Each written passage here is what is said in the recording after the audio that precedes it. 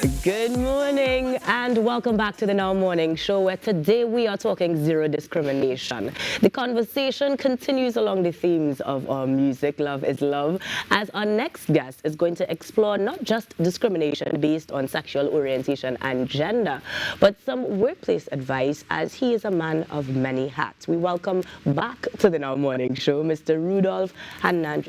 Rudy, actually, that's fine. our co-host Good this morning, morning. no stranger to the Now set, No. who today will be talking, yes, on behalf of the LGBTQ plus community, Yes. in addition to his expertise as a business development manager at EY Caribbean. Good morning and welcome Thank you again. Good morning. Great to be here. It is important that you are here because you. the conversation is one that some persons may skate around or generally be misinformed on. Agreed. So to begin, or to even continue from that of the AOC or earlier guests this morning, let's define discrimination specifically based on sexual orientation and gender. That is an excellent starting point because discrimination is a very unique and subjective experience. So legally, or if you go by the definition within a dictionary, it's generally when someone is excluded based on a specific characteristic. Right. But in real life, discrimination takes many shades, many forms. Women, I believe, share the closest intersectional relationship with queer persons because for so many years, women experienced microaggressions in the workplace. They were locked out of institutions and access. So in today's world, you can see, for example, a US ambassador or a president of a country, like Trinidad and Tobago, as a woman. Years ago, that was not the place. But if you were to ask women, and still today, how are you discriminated against, you'll get many different answers. Right. It's the same in the queer community. So trans persons within the segment are still the most vulnerable. They cannot access employment or health care as easily as, let's say, a gay man might be able to. Right. So my experience, especially as a privileged member of the community, will be slightly different to someone who is more vulnerable. Right. So it's a very complex issue and people have to approach it from a lens of compassion. I do appreciate that you acknowledge the privilege that you may hold. You are also the youngest openly gay politician and served as a former national executive member for the COP, Yes. just to give some context. Yes. And that means that you have access, or unprecedented access almost, to a lot of legislature, not just in terms of receiving it, but influencing it as well. So let's go deeper into how this manifests itself, not just within the queer population, but what this looks like legally for us as a country.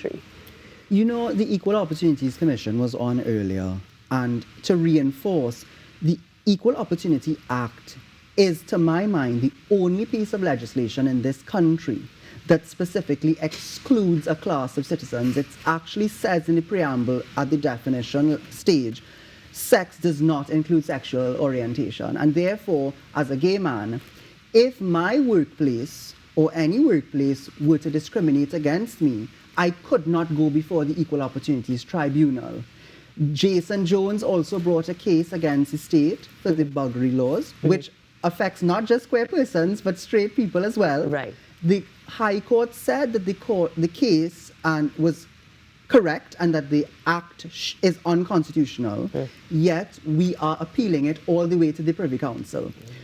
In the healthcare arena, there is still a provision that asks someone who is donating blood, do you engage in homosexual acts? And someone may use that to discriminate against someone. So I may not even be able to save my own life or that of a loved one. Right. So some definite gaps there in huge gaps that we can probably explore, or hopefully explore, in the near future. Let's go a little bit on the brighter side, yes. a little bit on the positives, because we have been able to see strides where our pride is concerned. We have celebrated, is it 5 years of yes, public pride? This year will be 6 coming. Nice. And 3 successful parades. Yes. Isn't it better for persons of the LGBTQ plus community in Trinidad and Tobago? It is getting better. The best analogy would be an abused person saying, well, I only get licks on a Thursday. Oh, jeez. Because, again, up to Christmas Day, this Christmas gone, we got a call at PrideTT from a young man who was put out of his home by his family. We get many calls and emails of examples like that. Right. Again, it is focused in spaces where the community members are more vulnerable. But I have friends who are well educated, well employed, and yet they still feel disempowered. Raymond Chukong, before he passed away, he said that in the first Pride, in his entire life, that was the first time that he was able to openly feel comfortable to identify as a gay man. That is not good. That is an icon of our country. Absolutely. So these things have to be looked at, but we are seeing an increased acceptance within the population. We can have these conversations openly, no pun intended. And even, for example, in the police service, they created a gender-based violence unit and educated officers about some of our particular issues. Right. And we've seen improvements in the service. Right. So it is getting better. It is getting better. There is hope. There is hope. And in that case, what would a better or even better look like? What are the hopes or aspirations, the needs of the queer community? So the former Attorney General identified 26 provisions in law, for example, that he said affected queer persons. I think in PrideTT, we developed a little booklet that was called Towards a Just Society, and we disseminated this to all 41 parliamentarians. As a matter of fact, you may recall the opposition leader recently included LGBT in one of her speeches, mm-hmm. and that was the first time that a leading politician used that acronym. Right. So Parliament can, in quick order, change some of these provisions that exclude us, and like my workplace, EY, for many years, donkey's years as the old people say, has had provisions that protect and include its employees regardless of what the national legislation says. Right. So other companies can take and follow suit.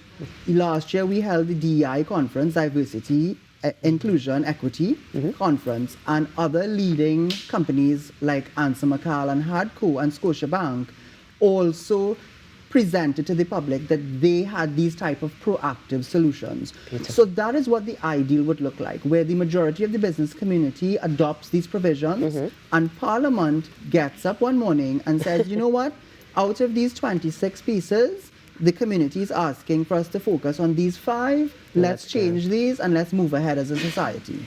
So we know what corporate Trinidad and Tobago can do, we know what our government can do. What can we as individuals do? I love that question because at the end of the day, the queer community has many allies. We just came out of Carnival. Chances are, if you played Mass, you jumped up in a queer designer's costume. You probably had your makeup done by a queer person, your hair. We are your teachers, your doctors, your nurses, your garbage men, doubles vendors. Just be our allies. If you hear someone speak in a derogatory manner, correct them. Mm-hmm. If in your family or workplace or in your school system you see bullying or harassment taking place, stand up and join with us because we all share similar issues, and if we all stick together, we can build a better, more inclusive Trinidad and Tobago. And that's always what it's all about. Rudy, it's definitely not going to be the last time we have this conversation or have you on set. But for now, we're going to put a pin as we continue to stand together against discrimination. Zero discrimination. Zero, thank you so much. We say, against sexual orientation and gender. And we thank you ever so kindly for lending your expertise this morning. The Now Morning Show continues to keep you informed and have you entertained, because when we return, we celebrate birthdays, including Rocket's own.